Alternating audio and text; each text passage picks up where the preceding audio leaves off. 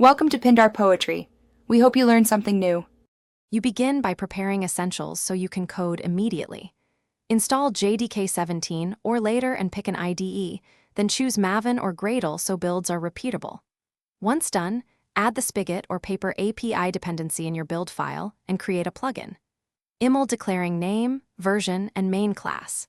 Next, create src/main/java and a main class extending Java plugin. This gives you on enable and on disable hooks to start implementing features right away.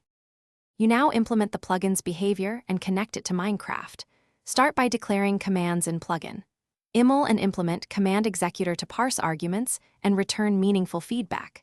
Then create listener classes for events like player join or block break and register them in on enable so the server calls your handlers.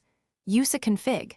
IML to expose tunable settings, load them in on enable and validate types. For repeated actions, schedule tasks with bucket runnable or bucket scheduler. Keep long work off the main thread. You finish by building and verifying your plugin in a test environment.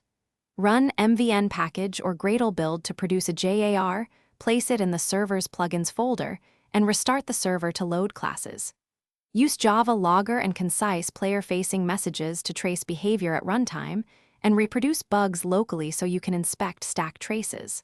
If problems persist, check plugin. IML formatting and dependency versions. A common fix is mismatched API versions. Once stable, bump version, and consider CI to automate releases. Thanks for watching. Consider subscribing if we helped you.